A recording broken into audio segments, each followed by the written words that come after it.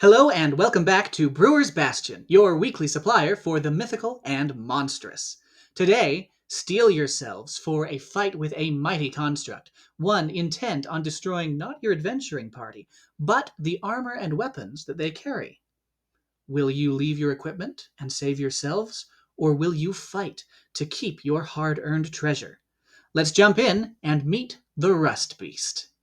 As your party makes their way through the quiet, moss-covered ruin, weapons gleaming, armor polished, you sense a deep history to this place, the heart of a once vibrant civilization. You marvel at the ancient druidic stone pillars and the broken stone dwellings, but then you notice it. A faint metallic taste in the air. As you look down, you see with alarm that your armor and blades begin to rust. The ground shakes, and from the shadows, a towering shape of twisted wood, rust, and stone awakens. A rust beast, a terrifying relic of a long-forgotten war. The rust beast isn't just a monster, its history come alive. Long ago, a radical druidic order declared war on those who dared to shape metal. To them, every sword, every suit of armor was blasphemy against the earth. But when they found their enemies too well defended, outmatched by the very artifice they warred against, a radical sect within the druids broke their own sacred vows. They forged weapons of their own, not for themselves, but as vessels of nature's wrath. The result was the Rustbeast, hulking constructs made from wood, vine, and steel, infused with druidic power and bearing the shapes of the animals these druids revered. Their only purpose? To hunt down and annihilate metal. They trampled armies, rusted weapons mid-battle, and tore apart forges with merciless efficiency. But in the end, the druids' hypocrisy consumed them.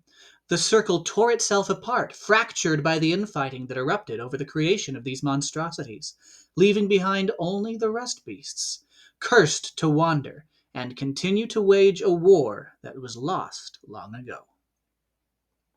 Rust beasts aren't just mindless machines. They carry a spark of their creator's will.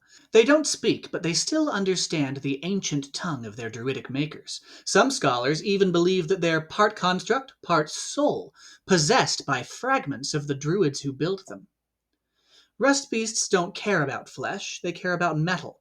Adventurers who abandon their weapons or who fight with wood and bone may be ignored completely, but carry a steel sword or wear a suit of iron plate and you'll have its full attention. So, how do they work at the table? The Rustbeast is a CR10 construct, and it's a nightmare for heavily armored or weapon-reliant parties. Its Rustbloom Aura corrodes weapons and armor just by standing near it. Fail a save to get your equipment out of the way in time, and your armor's AC bonus drops, and your weapon attacks start rolling with disadvantage. Its Ender of Artifice ability lets it cast Dispel Magic at will against constructs or animated objects. Dancing swords, shield guardians, you name it, they're done for. The ability can even temporarily remove enchantments on magical items, making them susceptible to its Rustbloom Aura once the protection afforded by those enchantments is stripped away. And then there's Magnetic Seed. Once per day, it can plant a druidic seed that pulls metal weapons and even creatures in full armor across the battlefield. That's a devastating way to divide and disarm the party, sowing chaos in the midst of the battlefield. In combat, it's no slouch either.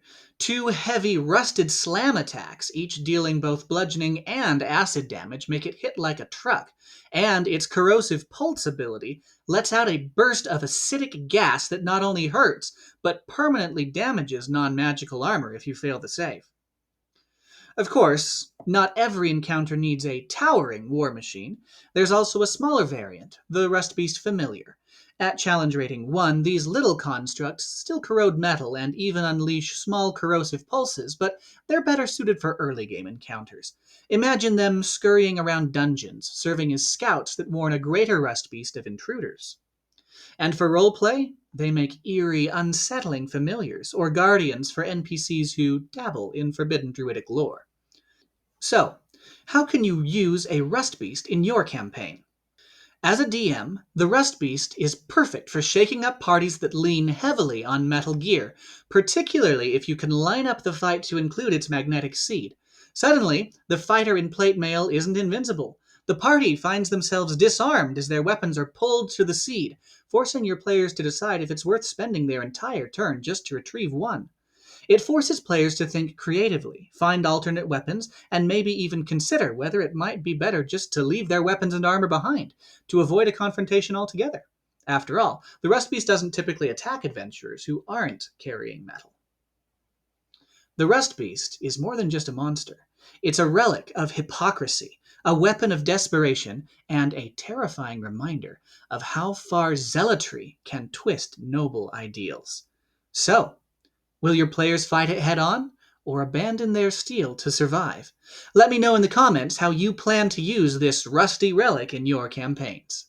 As always, thanks for watching, and a huge thanks to my patrons on Patreon for helping keep the channel alive. Remember, joining the Bastion on Patreon gives you full access to all of my monster stat blocks and lore, so if you think these creatures are worth buying me a burrito every month, consider joining the Bastion. That's all for today. Until next time, may your wit be as sharp as your sword.